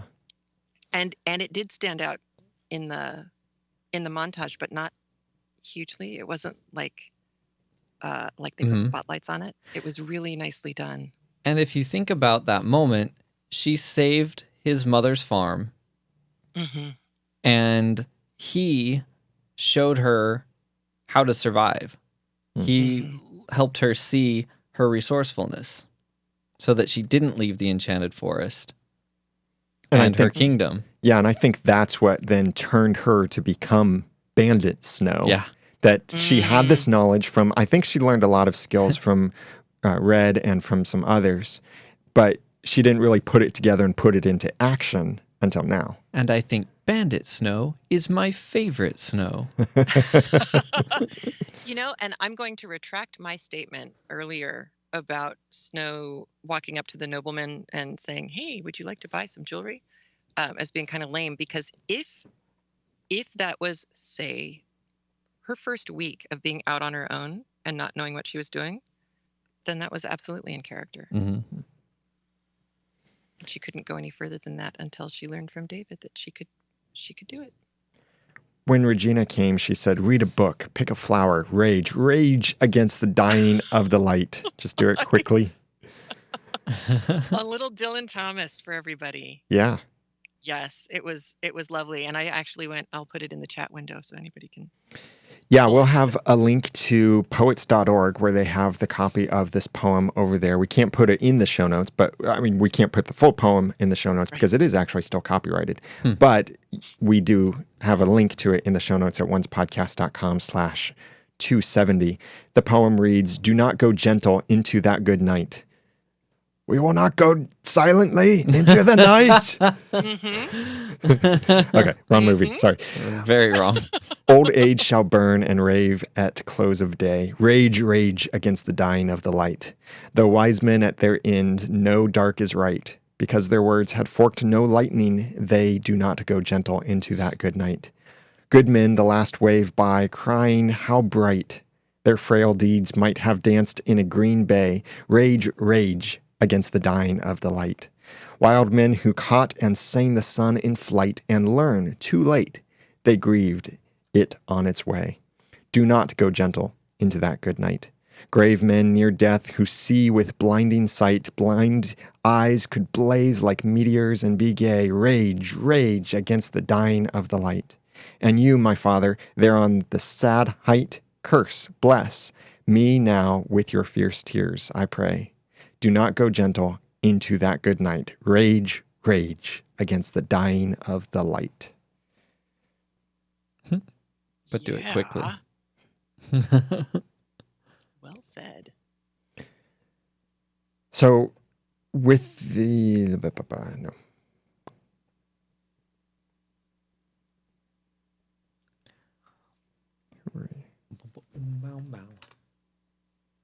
I think we can skip over the next scene. We've basically already discussed that stuff. I think we're done. Which one? Oh, yeah, for sure. At the cemetery, which is a great place for endings. Series endings, maybe? I don't think it would be a great place to end the series. I mean, maybe if you're the villain. Yeah, maybe they put the final villain to rest in the cemetery, but nonetheless. In the final battle. When Charming and Snow are there, they say that true love always leads them to each other and back to Emma. That reminds me and connects with what I think Hook was saying there in the vault, that he was saying you can defeat any curse because you're the product of true love. You're the savior. And it goes back to Emma. Now back to Charming and Snow. Now back to Emma. I think Emma is still the savior for Storybrooke. Mm-hmm. I think the savior shakes thing is not over necessarily, even though she's kind of learning how to control it, which is great, to see how her embracing hope and embracing love and not the anxiousness, the worry. Mm-hmm. And with this whole thing of like the shears of destiny and all of that kind of stuff, and the Aladdin storyline and the savior whole storyline there, I really think Emma is still the savior of this season. Yeah. Which really, speaking of that, she and Regina were about to do something. Do you think they would have failed? They could have spared everybody all of this, but the Charming showed up and said, stop. Let's let her do her worst and then, still be around and free to do more after we're gone. It was that was a little odd for me. It might have been kind of like their Alamo moment to say, it was a Hail Mary pass. Yeah, we're probably going to die. We're probably going to lose, but we need to still fight. We need to try to stop her. Maybe there's some way we can prevent her from spreading this liquid on everyone. Maybe there's some way we can still save the town or defeat her or imprison her or anything. The little magic tree thing gave them hope, so they were ready to face whatever was coming, which really, if they had provoked her and failed, she might have killed them all. Yeah. And I think it was at this moment when Snow and Charming stepped up to offer themselves. And from the beginning of this episode, when seeing it, I thought, oh, when you start getting all, what's the word for it? Not memorial. Nostalgic. When you start getting all nostalgic about love and the relationship between two people, that means one of them's going to die. That's just a common story thing whenever someone starts expressing that. And the same thing too, whenever someone is going to retire from the force, they're going to die. Or something horrible is going to happen the day before they retire or resign or anything like that. That's just a common thing. So here, I thought, wow, they're actually going to do it. They are actually going to kill Snow White and Prince Charming. I was actually nervous. Good job, guys. Mm-hmm. And I cared too. Like that sounds terrible, but their characters were being so, I guess, kind of pushed off to the side that I kind of had thought at times that, something more interesting needed. Not that I wanted them to die. I wanted this. I wanted something more interesting and relevant to happen. But it was like, wow, this is actually going to matter, and it's something that I don't want to happen. Mm-hmm. And I think it's because they were so willing to do this that and Evil Queen just thinking all of this through, that she realized two things. One, this isn't really going to give me the satisfaction I want. And two, that she didn't want to turn Snow and Charming into martyrs. True. She was kind of terrorizing Storybrooke like she used to do all the little villages in the kingdom back in the past. And so she's making this whole show of everything. But I do have one question. Sleeping curses can now be placed on hearts and without anything even visible to the other people around, let alone... any other form of delivering a sleeping curse from the past? Well, it was slightly visible actually when It was slightly. when Evil Queen was holding the two hearts. The half of the heart that she pulled from Snow actually still had a little spot of darkness It in was it. big. I was confused. But then there was this kind of wave that went over both of them, and then they both had darkness. And that little wave, I think, was her casting the spell. Now, yeah, traditionally we have heard that the way to take the sleeping curse is, number one, it has to be taken willingly. Oh, yeah. And number two, it has to be taken through a spindle. course. Even so far as back in season 2 that David had to take it from a spinning spindle and he couldn't just use a needle. But since then we've seen people use needles and we've seen apples and But other things. you cannot know the sleeping curse is present, I think. And they let her put their hearts back in. And that was willing. And they willingly gave of their hearts too. Mm-hmm. Yeah. So that part kind of works. But man, she did it again. She created the suspense. What'll happen when you find her? Yeah. I thought it would be something like Snow wouldn't remember David, Snow would hate David. I thought maybe she, because of the darkness Yes, thing. I saw the darkening and I Yeah. thought she was going to wake up and kill him. Or that even before knowing that it was a sleeping curse, I thought with the whole darkness thing, she was going to put it back into them and turn these heroes, the ones who are the symbols of hope and the originators of the savior and all of the symbolic couple, she was going to turn them into the enemy to then cause everyone else to tear yourselves apart. Oh, come on. You knew that was coming. But the way that they did this, I like this better because it's not just this, oh, I'm going to use you to tear everyone apart. It's, I'm still getting my revenge on you, but in this, wow, really clever way. Mm-hmm. Yeah. It was bugging me for the longest time. I could not remember what movie it was hearkening back to me, and it wasn't a one-for-one correlation. But Lady Hawk has the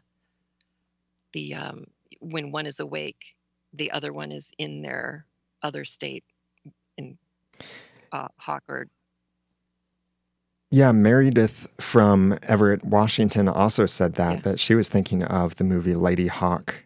yeah. And she suggested, saying, I think the way to solve the problem is for someone else to donate half their heart to Charming so that he isn't subject to Snow's anymore. But I on have that, seen more than one person say that too. Meredith Brilliant. Meredith also said, but on that front, only Emma or Henry might be able to love them enough to do it. Or maybe the reformed version of Regina.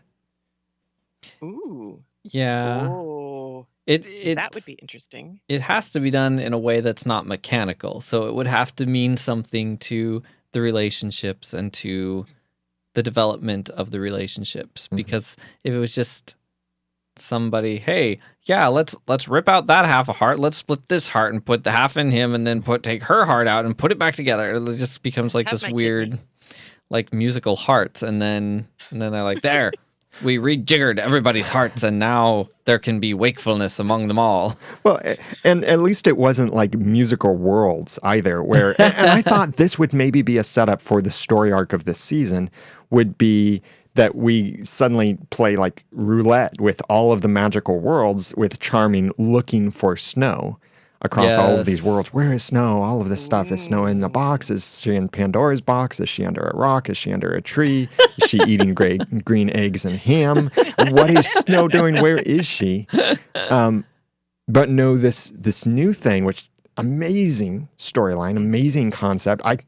It works so perfectly.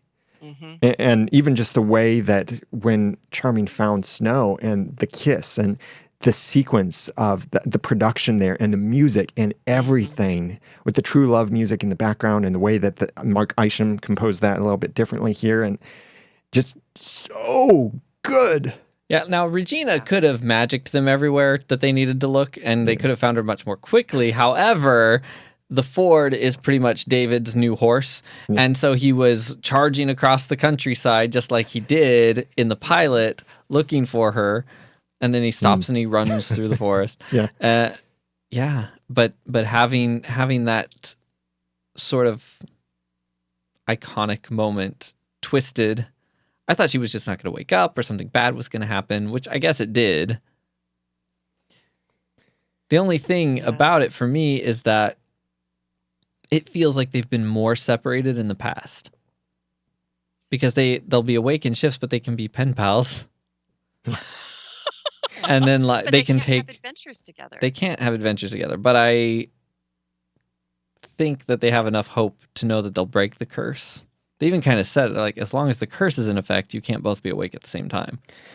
I think it's like the difference of, I'll use Krispy Kreme donuts as an example here because I don't know that Krispy Kreme has been mentioned on Once Upon a Time yet. But Henry, hey, you got to check out Krispy Kreme sometime. I think like with Krispy Kreme donuts, my favorite donut, I think they're the best donut. Rhett and Link also agree, best donut in the world. Wow. Someone sent me a giant candy cane recently. Hey, if you want to send me Krispy Kremes or a gift card to Krispy Kreme, that'd be great. But that all aside, think about a Krispy Kreme donut.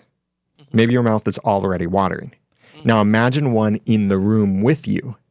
And now it's very tempting. Now imagine someone is holding the Krispy Kreme donut right up under your nose, by your mouth. You can smell it. You can practically taste it, but you are not allowed to eat it or taste it.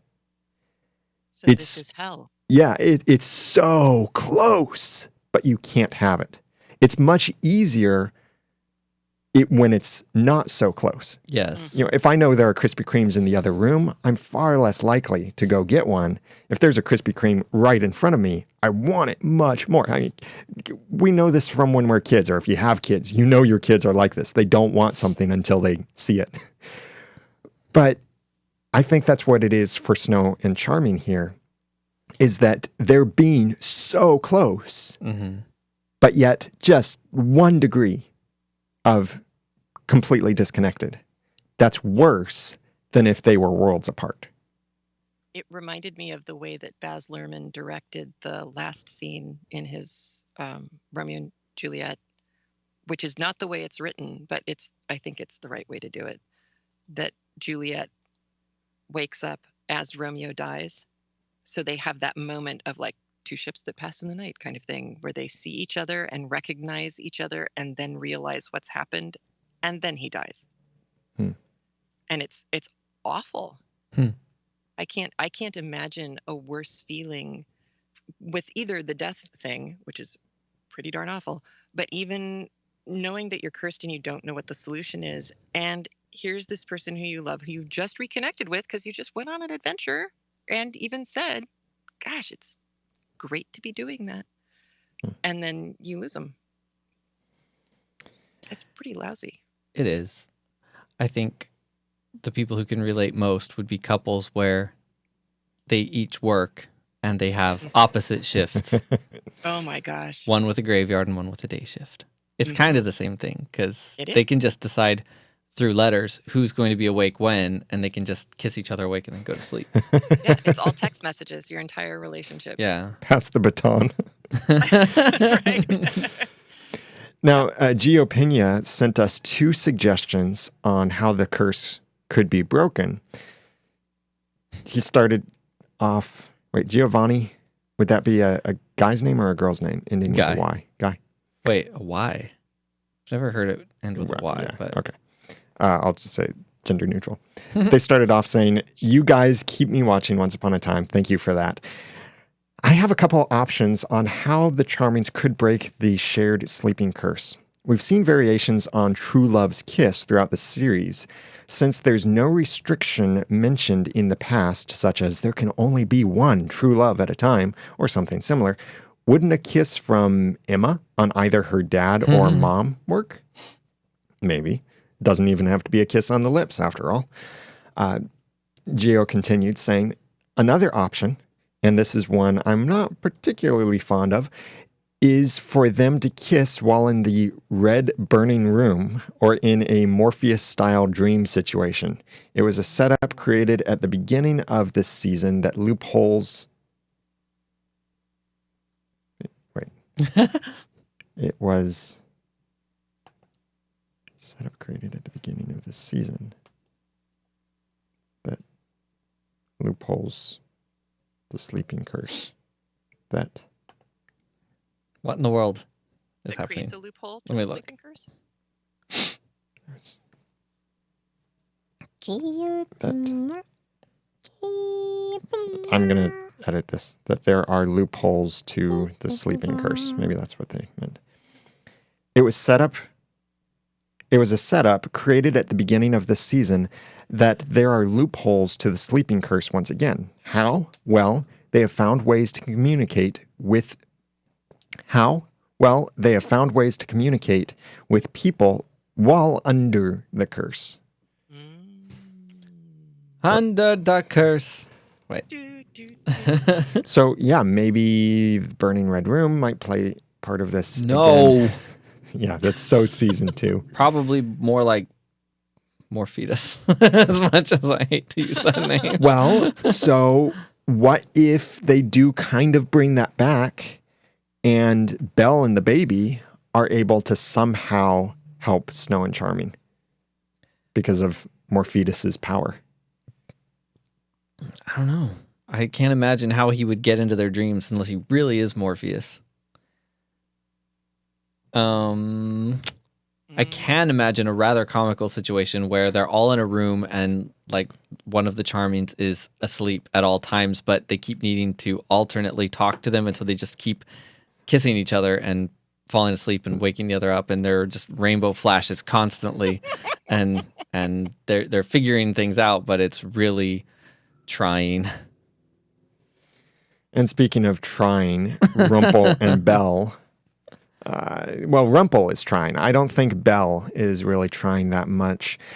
She's still giving him the medicine of truth. Yeah, and he does open up for the first time a little bit in this. And I think he was cut off when he says this. The things I do, that are driven by the love of my son. Now, you hear that voice. Now, I cut it off because that's when Belle started talking. Yes. You hear that voice. It sounds like he's about to say something else. By the love of my son and the love of you. I can totally see that, and I think she can totally see that too. And I think what she said still stands. Oh, yeah. He said it so many times, and he continues to do such horrible things to everyone, including her. And then, so which is it? Is gentle, timid gold the real one? Is it you're gonna love me because you need me gold? Or is it both? I think when Belle really hit hard and broke down all the walls like a wrecking ball, I think when she said, if you want your son's love, be worthy of it, that just shattered this whole thing that Rumple does with all of his magic and with all of his power, his control, and brought it back to original Rumpelstiltskin from the Enchanted Forest, the weak coward that makes cowardly decisions for the right reasons, but still wrong decisions. And this has crumbled him down to that state for a moment. And that's why we see him then suddenly basically on the verge of tears saying, what if I fail? And barely able to say. Yeah. I thought she was going to call him a coward. Maybe we've just been over the coward thing enough. But it's still, that's kind of the side of Rumple that we're seeing again. It's always there. It's almost worse. Yeah. Yeah. Too weak to be good. Yeah. Ouch. Because that gets, there's something about coward, especially these days. It probably would have been different back in the day. But to call someone weak, right now, women or men, just to say weakness isn't Weakness isn't something I would want to accuse anyone of because I would have to duck. And I'm not that fast. Yeah. And it's I thought it was really harsh. I thought she was really harsh in this one. And I know he's been a screw up and all these things, and maybe it's just I'm a sucker for Carlisle, maybe. But he was so heartbreaking in the scene. They're so lucky they cast him. Yeah. But yet, after this moment where he broke down, and I would think, okay, a repentant person who has just had their walls broken down, they've been convicted of what they've done wrong, they acknowledge it, they've accepted it. I would think a repentant person would then crumble into tears under the gravity of the situation and the consequences of their choice and realizing, oh, wow, what have I done? What have I done? This is horrible. But no, that is not what he does. He just very briefly, Zelina. Sorry you got caught. Yeah, and hello, interesting dynamic number 14 for this season. So he's going to be after Zelina. Yeah. I mean, it may not play out this way, but so he's after Zelina. He's kind of sort of involved-ish with Evil Queen, but she's trying to play I'm the good sister. Well, good for you. Yeah. And maybe Regina also wants to protect Zelina. Maybe Zelina... Who knows which direction everybody's going to shift with that? Maybe Zelina will end up back with the good guys because of it. Yeah, and then which side would Rumple be on? Mm-hmm. We may never know. I do want to let you know about some schedule differences for Once Upon a Time this month, November 2016. The next episode, 608, does air this upcoming Sunday, but then they are taking off the Sunday before Thanksgiving in America. So that's November 20th. There will be no Once Upon a Time. So thus, there won't be a podcast that Sunday night, and there won't be a podcast that Wednesday. I am personally very grateful for that because that would mean no podcasting the day before Thanksgiving and no trying to publish a podcast episode. And our great editor, John Buchanan from audioeditingsolutions.com, he wouldn't have to try and edit the episode on Thanksgiving Day for us to publish the day after we record our episodes. Or we'd have to have an altered schedule. But Once Upon a Time then does return the Sunday after Thanksgiving, November 27th. And then what seems to be the winter finale will then air on December 4th. So we've got Once Upon a Time this coming Sunday, not November 20th, back on November 27th, and then on December 4th, and then a hiatus. Now, to start preparing you for this, I don't know exactly yet when Once Upon a Time will be returning. I would guess still probably back in March or April. But if Once Upon a Time returns in January, you probably won't hear my voice on the podcast because Noodle Baby is due near the end of December. So I will probably be taking the month of January off. So if anything important happens, podcast related, no, not podcast. So if anything, Once Upon a Time, so if anything important Once Upon a Time related happens during January and February, you might not hear about it from the podcast because we're having a baby. That's why. So it's a good excuse. Well, some of us, some of you. Yeah. Some of us are having I a already baby. did that. I done it. So we would love for you to continue the conversation on this episode by going to the show notes where you can also get the links, photos, and such at oncepodcast.com/270. Please also go there to share this episode out. Click those Twitter buttons, Pinterest, Reddit, Google Plus, if you ever use that anymore, Facebook, all of that stuff. We'd love for you to share the episodes out because it's a great way that you can support the podcast. Another way you can support the podcast, even if you never get to send us your feedback or you've got nothing, no theories that you want to share or anything like that, you can write a review for the podcast in iTunes, and it really encourages us. And we got a review from Amcert23 from the United States, left a 5-star review saying, "My favorite, the best Once Upon a Time podcast I have ever come across. This is a podcast that I look forward to listening to every week. Overall, fantastic." Thank you very much Well, for that thank you. kind review. We really appreciate that. You can get the link to write your own review over at oncepodcast.com. And if you're in a country outside of the United States, don't worry, because we use a special tool that does let us see the reviews from all of the countries. So if you're in that country where there are no other reviews for our podcast, hey, you could be the one and only person from that country who listens to our podcast, and we'd love to hear from you. So write a review for us in iTunes, and I'd really appreciate that. And it encourages us. The link to that is at oncepodcast.com/270, along with all the show notes and everything else with this episode. Please connect with us on Twitter at oncepodcast, and each of us individually on Twitter. I'm Daniel J. Lewis on Twitter at the... Let me do that again.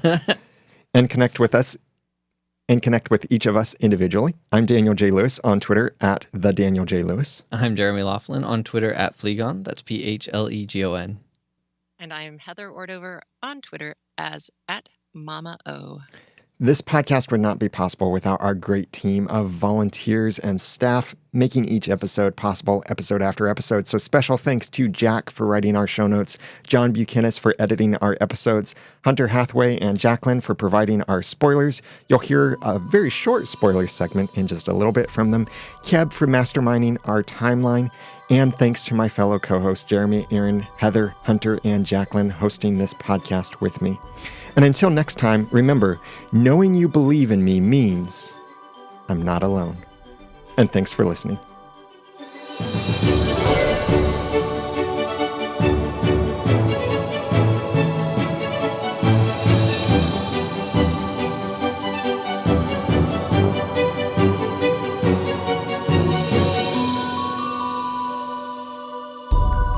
Once Podcast is a proud member of Noodle.mx Network. Find more of our award-winning and award-nominated podcasts to make you think, laugh, and succeed at Noodle.mx. Big thanks to our heroes for supporting this episode of the podcast. If you would like to be a hero too, then please go to oncepodcast.com/hero. And thank you for your support. Okay, you may stop your recording. It is time for the after show. I almost made my lights in the background start blinking crazily, but then I thought, no, I don't want anyone to vomit. I was going to say, your blue lights are so awesome. Thank you. I like them. You have moved the panels over here. No, I haven't. Oh, no, you haven't. Oh, do we still need to move the desk? Yes, we do, actually. Is this going to be the baby's room? No. This is my office, which is not attached to my house. This is... Or city. Yeah. I live somewhere completely different from here. I rent office space. So no, this will not be the baby's room. But Thank God. That would be bad parenting. yeah, why do you think I'm putting all these acoustic panels here? This is so we never hear the baby cry. Or, Well, you know, if you lived in Brooklyn, it would be the baby's room. Get out, I got a podcast. actually, it could be that we'll bring the baby here when the baby's crying and be like, wow, this room has great acoustics for baby crying now that we have all the panels put up, or almost all of the panels. Still need to put up some more. But no, we need to move my desk literally a few inches. Okay. Because we want to make Jeremy's background look a bit nicer with Yes, we some nice glowing do. lights and other panels, but he needs a little bit more space behind him for that. Did you Is the leave the live stream camera on still me? on? Is what, Heather? Is the live stream still on? Yes. Apparently your lights make me think of like dancey songs because I start doing some kind of a weird beat every time we talk about the lights. Yeah. Well, they can do really crazy blinky things. Crazy blinky things. So can I. Yeah, but I don't want to do it when the camera is on, lest I cause someone to vomit.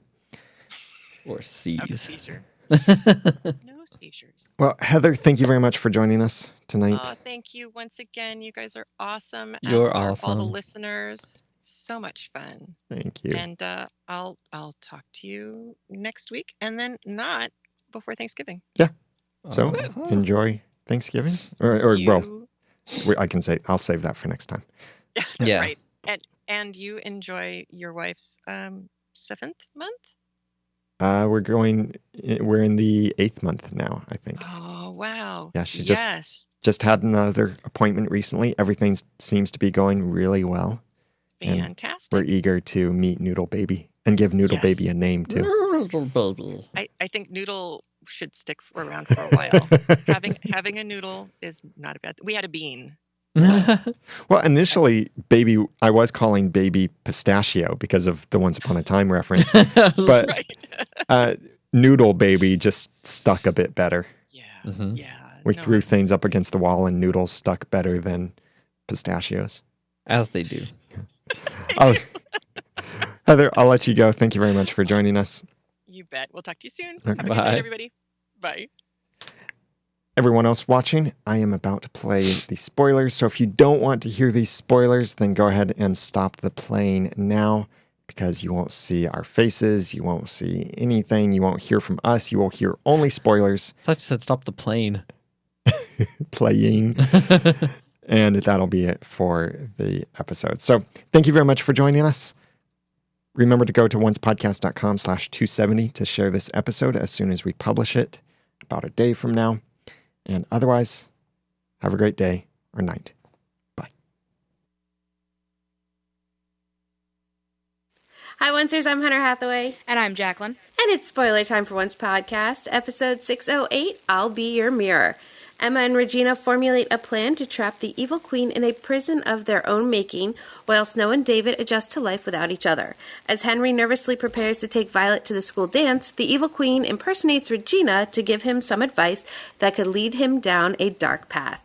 Meanwhile, Zelina agrees to help Belle, and together they enlist Aladdin to steal a magical object from Mr. Gold that could protect Belle and her unborn child from him forever. It's written by Jerome Schwartz and Leah Fong and directed by Jennifer Lynch. So, a lot of storylines.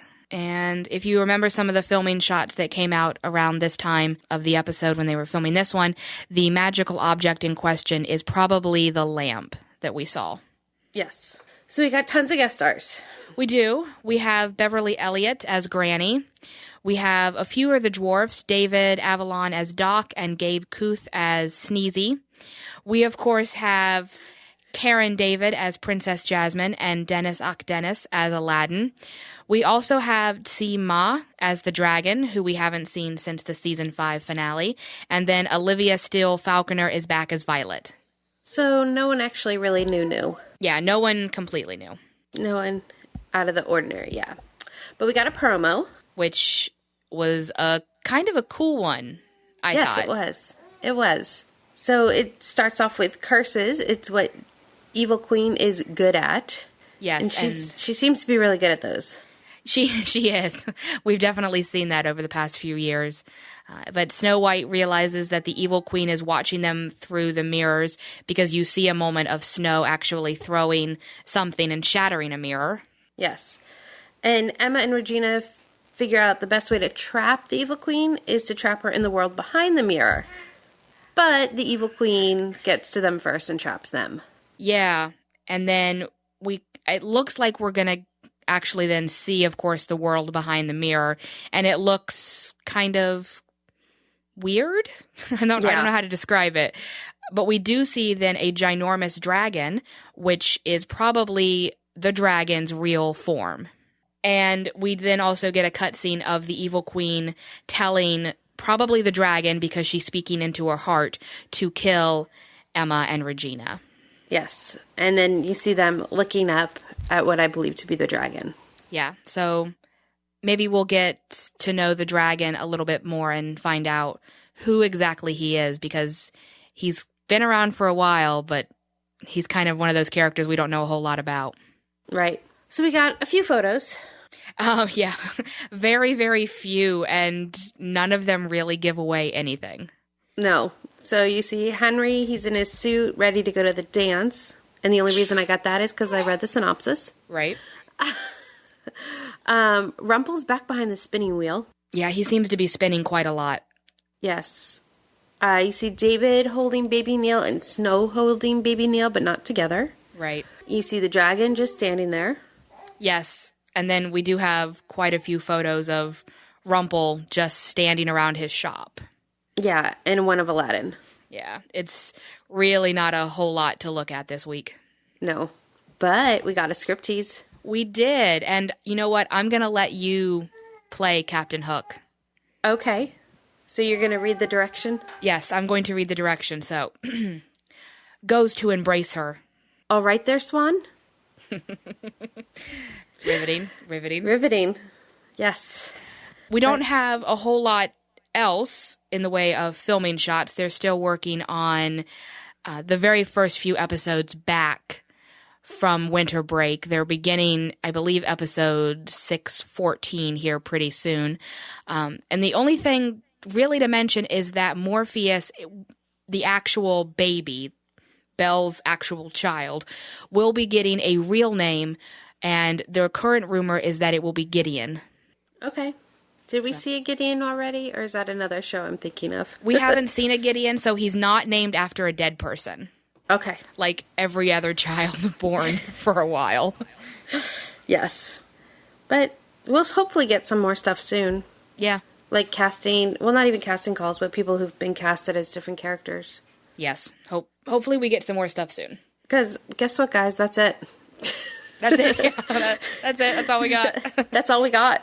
There really wasn't much out there this week. So we're sorry, but ABC hasn't released anything. So I guess I'm Hunter. You can follow me on Twitter at Traveling Pixie. And I'm Jacqueline. You can follow me on Twitter at punk_bunny_87. Until next time, Oncers.